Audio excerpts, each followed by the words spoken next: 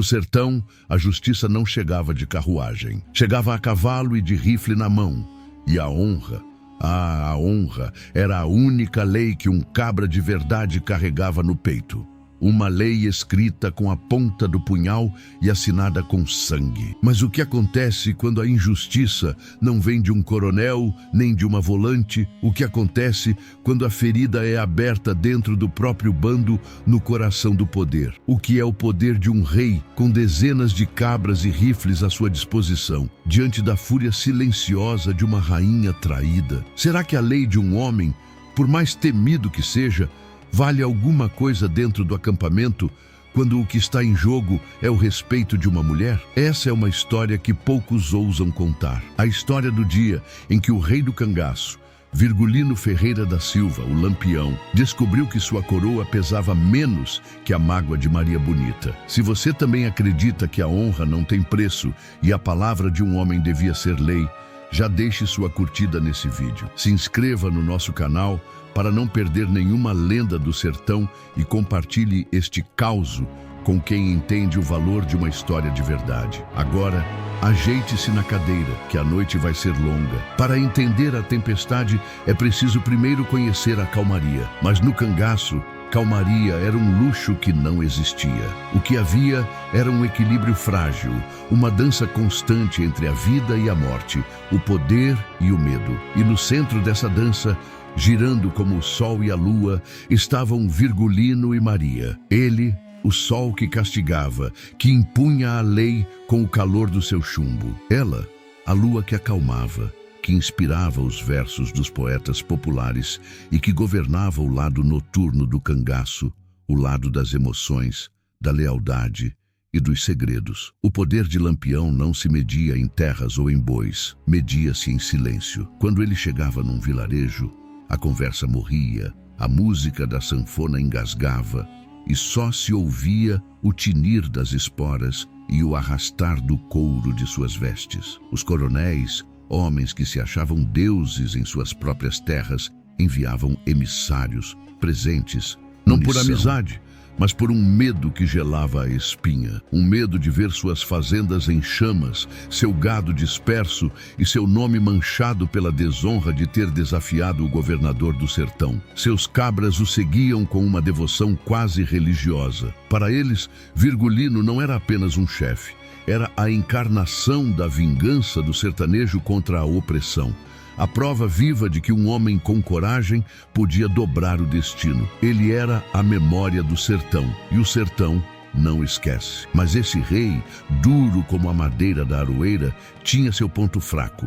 Ou melhor, seu ponto de equilíbrio. Maria Déia, a mulher que o sertão imortalizou como Maria Bonita. Ela não entrou para o cangaço como as outras. Não foi raptada, nem fugiu de um pai violento. Ela foi porque quis.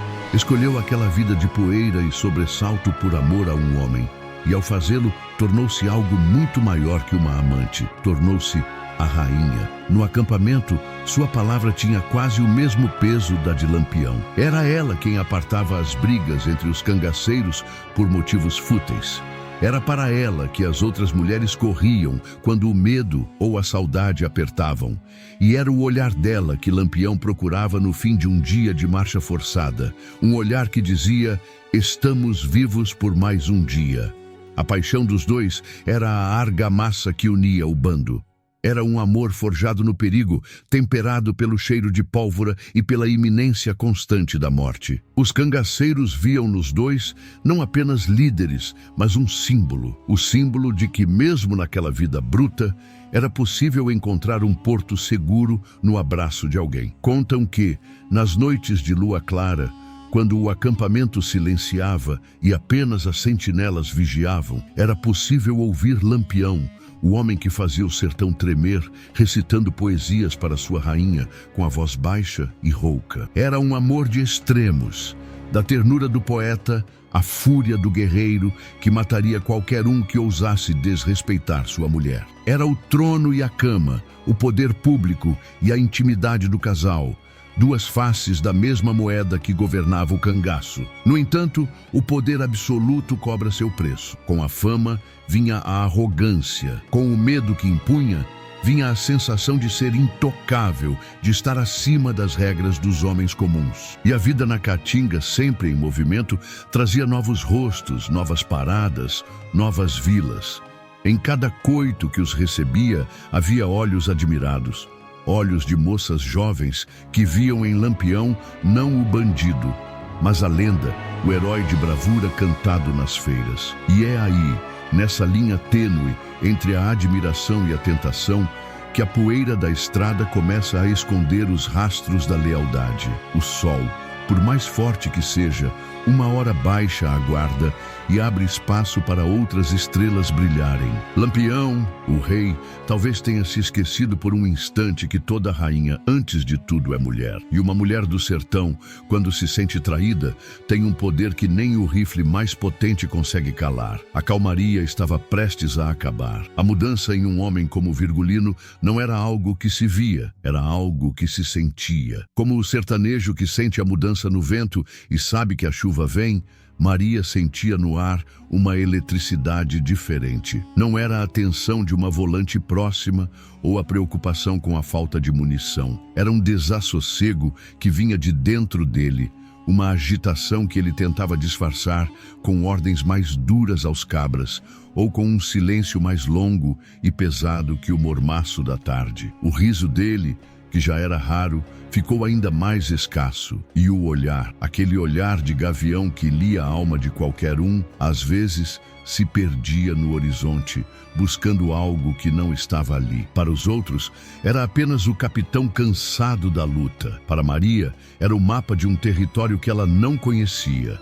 Um sinal de que os pensamentos de seu rei estavam vagando por outros sertões. A desconfiança de uma mulher é como um riacho pequeno. Começa com um fio de água quase invisível, mas vai cavando a terra, silencioso e insistente, até virar uma correnteza que arrasta tudo. O fio d'água de Maria começou com os sussurros. O acampamento do cangaço era um mundo pequeno e fechado, onde as mulheres, enquanto limpavam os rifles ou remendavam as roupas, teciam também uma rede de conversas e segredos. E Maria, a rainha, começou a notar os olhares que desviavam quando ela se aproximava, as conversas que morriam pela metade, o silêncio culpado que ficava no ar. Ela sentia o veneno da fofoca se espalhando, um veneno que não mata na hora, mas que vai paralisando a confiança por dentro. Ninguém ousava lhe dizer uma palavra. O respeito que tinham por ela era grande,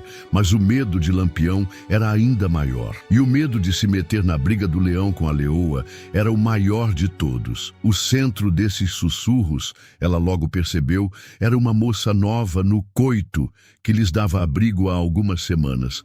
Filha de um coiteiro, um homem que devia favores e a própria vida a Lampião. A moça era bonita, com a beleza ingênua de quem ainda não conhecia a dureza do mundo. Tinha nos olhos a admiração tola que os mais jovens dedicavam à figura lendária do capitão. Ela não via o homem, via o mito. E Lampião, talvez cansado da guerra, talvez afagado em sua vaidade, deixou-se levar por aquela adoração fácil, um descanso da relação intensa e complexa que tinha com Maria, que o conhecia por inteiro, com suas glórias e suas misérias. Era a fraqueza do poderoso, a tentação de ser simplesmente admirado, sem ser verdadeiramente conhecido. Por dias, Maria apenas observou. Com a paciência de uma caçadora, ela juntou os pedaços, o olhar perdido de Virgulino, os sussurros das outras mulheres, os sorrisos disfarçados da moça. Faltava a prova, a certeza que transformaria a suspeita em fúria. E ela veio numa tarde quente, enquanto arrumava o bornal de Lampião para uma partida rápida.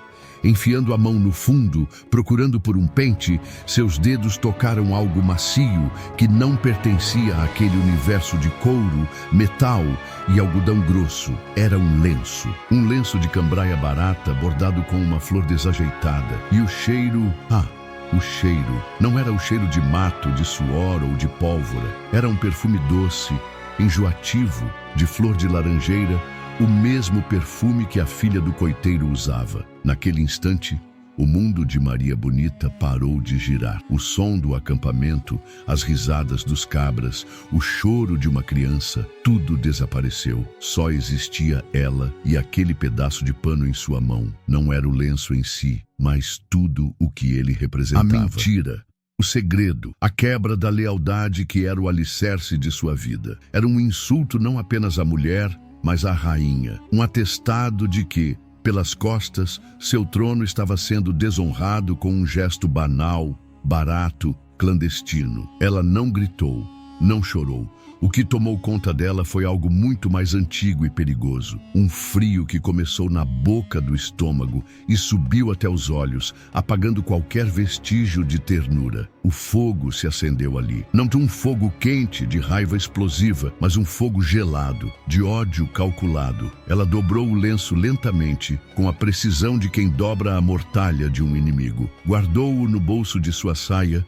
e saiu da barraca. O olhar que ela lançou sobre o acampamento não era mais o de uma companheira. Era o de uma juíza que já havia decidido a sentença. Faltava apenas anunciar o dia do julgamento. A noite desceu sobre o acampamento como um manto pesado e sem estrelas. A caatinga, sempre viva com os sons dos bichos noturnos, parecia ter emudecido, como se a própria natureza pressentisse a gravidade do que estava por vir. Os cangaceiros se reuniam ao redor da fogueira principal, limpando armas, assando um pedaço de carne seca.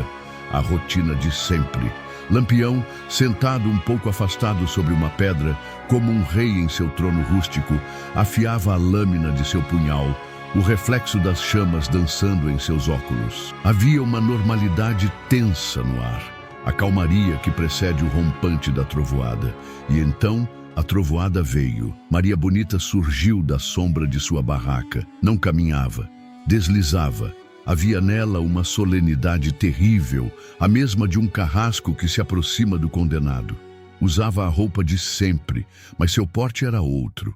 A cabeça erguida, os ombros para trás e no rosto uma máscara de frieza que congelaria o inferno. Todos sentiram a mudança na temperatura do acampamento. As conversas morreram, os homens pararam o que estavam fazendo e dezenas de pares de olhos se voltaram para ela, seguindo sua trajetória lenta e deliberada em direção ao fogo, em direção a Lampião. O único som era o crepitar da lenha e o roçar suave de suas sandálias de couro na terra batida. Ela parou a poucos passos dele. Lampião ergueu o rosto, a princípio com um olhar de interrogação, mas que logo se transformou em cautela ao ver a expressão no rosto da mulher. Ele conhecia aquela expressão. Era o mesmo olhar que ela tinha quando enfrentava uma volante, uma mistura de ódio e coragem pura. Mas dessa vez, o olhar era para ele. O silêncio se tornou denso, quase palpável. Podia-se ouvir o zumbido dos mosquitos, a respiração nervosa dos cabras. Maria não disse nada. Apenas enfiou a mão no bolso da saia e, com um gesto que era ao mesmo tempo elegante e violento, retirou o lenço perfumado. Por um segundo, ela o segurou entre os dedos, exibindo-o para que a luz do fogo o iluminasse. Depois, com um movimento seco do pulso, atirou-o no chão, entre as botas de virgulino. O pedaço de pano branco pousou na poeira como uma bandeira de rendição ou de guerra. "Isso!", disse ela, e sua voz, embora baixa, cortou o ar como vidro quebrado. "Não é meu", não foi uma pergunta, foi uma afirmação, uma sentença. Lampião olhou para o lenço no chão, depois para o rosto dela, e o sertão inteiro viu o rei do cangaço ser pego de surpresa. O sangue subiu-lhe ao rosto, uma mistura de raiva pela audácia da acusação pública e a vergonha da culpa exposta. Ele abriu a boca para falar, talvez para negar, para gritar, para impor sua autoridade como sempre fazia. Mas as palavras não vieram, porque no fundo de seus olhos, Maria não via um chefe, via um mentiroso. E ele sabia disso. Vendo a hesitação dele, a fúria de Maria transbordou. O controle se rompeu, dando lugar ao instinto da leoa ferida. Num movimento rápido como um relâmpago, ela sacou da cintura a sua peixeira. A lâmina, longa e afiada, brilhou sob a luz da fogueira, um dente de aço pronto para rasgar a carne. O acampamento inteiro prendeu a respiração. Alguns cangaceiros instintivamente levaram a mão às armas, não sabendo o que fazer. Atacar a mulher do chefe? Defender o chefe da própria mulher? Era uma situação impensável. No meu bando, ela rosnou, dando um passo à frente, a ponta da faca apontando diretamente para o peito de Lampião. No meu acampamento, na minha cama, a desonra não entra. A voz dela era a personificação da honra ferida do sertão. Você é o rei daqui de fora, Virgulino, mas aqui na minha frente você é só um homem. E um homem sem palavra não vale o chumbo que o mata. Lampião ficou imóvel. O punhal ainda na mão, mas frouxo, inútil. Ele olhava da ponta da peixeira para os olhos em chamas de Maria. Ele viu ali não apenas o ciúme de uma esposa traída, viu algo muito mais profundo. Viu a materialização de uma lei mais antiga que o cangaço, a lei da honra. Naquele momento, ele não era o capitão Lampião, terror do governo. Era um homem que havia quebrado o código mais sagrado, e a sua juíza, com o aço na mão, era a única pessoa no mundo que não tinha medo dele. O silêncio se estendeu por uma eternidade. O bando paralisado testemunhava a cena que se tornaria lenda. A rainha do cangaço, com uma faca no punho, fazendo o rei do sertão baixar os olhos. A fúria dela havia silenciado o mundo. O tempo parou naquele pedaço de chão batido. A peixeira de Maria Bonita, firme em sua mão, era o eixo em torno do qual o mundo do cangaço girava. Os olhos de Lampião não se desviaram dos dela. Ele que enfrentou dezenas de volantes, que sobreviveu a inúmeras emboscadas e que carregava no corpo as cicatrizes de mais batalhas do que podia contar, estava agora em seu confronto mais perigoso. Ele não via em Maria a mulher que amava, mas uma força da natureza que ele mesmo havia despertado, a personificação da honra sertaneja que ele, em um momento de fraqueza, havia traído. Ele sabia que um movimento em falso, uma palavra errada e o sangue do rei do cangaço poderia manchar a poeira de seu próprio acampamento. Lentamente, como o sol que se põe, Maria Bonita abaixou a faca. Não foi um gesto de perdão, mas de poder. Um juiz que baixa o martelo depois de proferir a sentença. A lâmina não era mais necessária. A humilhação pública de Lampião, o silêncio atordoado de seus cabras, tudo isso era a prova de que a batalha estava vencida. Ela guardou a peixeira na cintura, e o som do aço raspando no couro foi o único ruído a quebrar o silêncio. Ela então se virou para o bando. Seus olhos varreram cada rosto, um por um, e sua voz, agora calma e fria como a água de uma cacimba, estabeleceu a nova ordem. A partir de hoje, disse ela em um tom que não permitia contestação, aqui dentro a minha palavra é lei. O respeito a esta mulher, ela apontou para si mesma, é o respeito ao capitão. Quem me desonra o bando inteiro. Ela fez uma pausa, deixando as palavras assentarem. E a desonra, aqui a gente lava com sangue ou com chumbo. Ela olhou uma última vez para Lampião, que permaneceu calado, a cabeça levemente inclinada. Era a sua capitulação. O rei aceitava o decreto da rainha. A primeira parte da sentença estava cumprida, a restauração da autoridade. Agora faltava a segunda parte, a justiça para a causa de toda aquela desordem. Sem dizer mais uma palavra, Maria Bonita se virou e caminhou em direção à casa do coiteiro. Dadá, a mulher de Corisco e outras duas cangaceiras entenderam o comando silencioso e a seguiram, formando uma pequena e terrível comitiva. Os homens ficaram para trás, imóveis, sem coragem de interferir. Aquele era um assunto de honra feminina. E no sertão havia momentos em que até os cabras mais valentes sabiam que seu lugar era ficar calado. A caminhada até a casa foi curta, mas cada passo de Maria ecoava com o peso da vingança. Elas entraram na modesta casa de taipa sem pedir licença. A família do coiteiro, apavorada, encolheu-se em um canto. A moça, ao ver o olhar de Maria, empalideceu, o rosto tomado por um pavor mortal. Ela sabia. O medo a fez tremer dos pés à cabeça. Maria Bonita não a xingou. não levantou a voz. Aproximou-se dela com a calma de quem vai realizar uma tarefa necessária. De sua cintura, ela não tirou a faca, mas uma tesoura de costura grande e pesada. Toda beleza que serve para a desonra, disse Maria, a voz um sussurro ameaçador. É preciso que seja podada. Enquanto Dadá e outra cangaceira seguravam a moça que se debatia em pânico, Maria Bonita agarrou as duas longas tranças negras da jovem. O cabelo, orgulho de qualquer mulher do sertão, era o símbolo de sua feminilidade. E com 2 cortes secos e precisos, as tranças caíram no chão de terra batida como 2 cobras mortas. Maria não parou aí. Continuou a cortar de forma tosca e desigual, deixando o cabelo da moça curto e repicado. Uma marca de vergonha que ela carregaria por meses, visível a todos. Não houve sangue, mas a humilhação foi mais profunda que um corte de punhal. Era uma sentença que a deixava viva, mas matava seu orgulho. Era a justiça poética do sertão. Isso, disse Maria jogando a tesoura no chão, é para você aprender que no ninho da águia, passarinho não entra.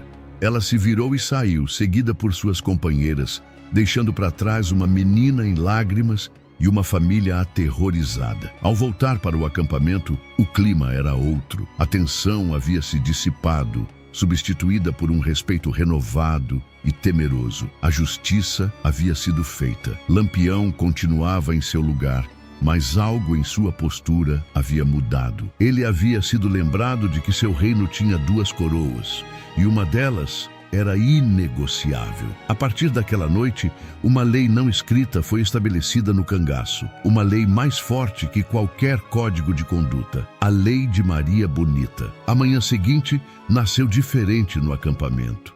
O sol era o mesmo, a poeira era a mesma, mas o ar que se respirava era outro. O medo e a incerteza da noite anterior haviam se assentado, dando lugar a uma clareza cristalina, dura como um diamante. Havia uma nova ordem no universo do cangaço.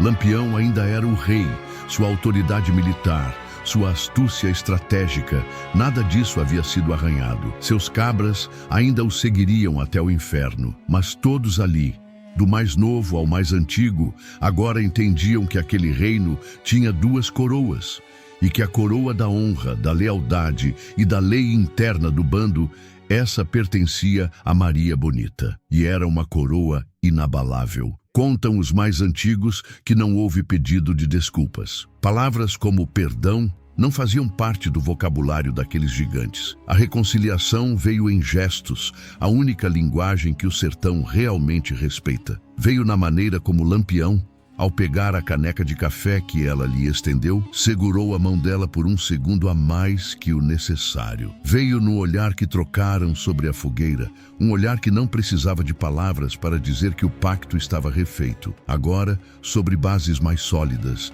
e com fronteiras bem demarcadas. Lampião não havia perdido uma mulher, havia sido lembrado da força da rainha que caminhava a seu lado, e talvez no fundo, seu respeito por ela tenha se tornado ainda maior, pois ele viu nela a mesma fibra indomável que ele tanto prezava em si mesmo. A história daquela noite não ficou contida nos limites do acampamento. Ela vazou, escorreu como a água da chuva, encontrando seu caminho por cada vereda, cada atalho, cada fazenda que dava abrigo aos cangaceiros. Os coiteiros contavam em voz baixa para suas esposas, que contavam para suas comadres na beira do rio. Os comerciantes que vendiam munição e mantimentos para o bando levavam o causo para as feiras das cidades. E os poetas de cordel, com seu faro para o drama e a bravura, transformaram a cena em versos imortais.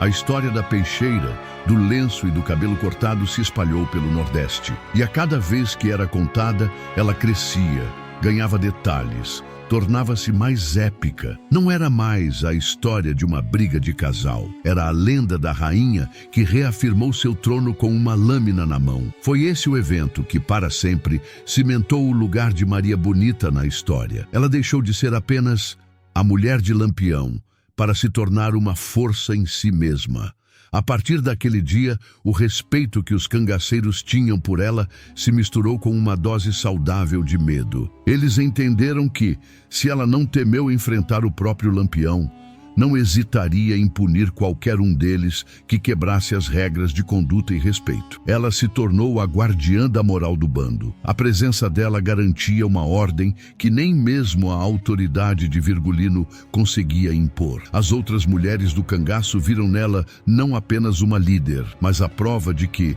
mesmo naquele mundo de homens brutos, a força de uma mulher era uma arma a ser temida e respeitada. E a moça do cabelo cortado, sua história se tornou um aviso, uma fábula contada em sussurros para as filhas.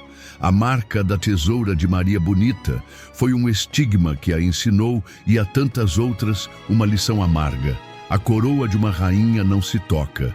A justiça do sertão não precisava de cadeia nem de processo. A sentença era a vergonha, uma prisão sem muros que a memória não deixa ninguém escapar. No fim das contas, a lenda daquela noite nos ensina algo poderoso. Lampião era o rifle, a bala, a explosão que fazia o sertão tremer. Mas Maria Bonita era a pólvora, silenciosa, contida, mas era dela que vinha a força que gerava o fogo. Sem ela, o cangaço teria sido apenas um bando de homens armados. Com ela, tornou-se um reino, com rei, rainha e, acima de tudo, com uma lei de honra que ficou mais famosa que qualquer lei dos homens da capital. E para o Senhor, que ouviu essa história até o fim, a justiça de Maria Bonita foi a justiça do sertão. A honra se lava com humilhação. Deixe sua opinião aqui nos comentários. A sua palavra também faz parte da nossa fogueira. Se essa lenda fez o seu sangue correr mais forte, não se esqueça de deixar aquela curtida para nos ajudar a manter a chama da história acesa. Se inscreva no canal e ative o sino, pois toda semana temos um novo causo. Uma nova viagem a esse Brasil profundo que se recusa a ser esquecido. Até a próxima.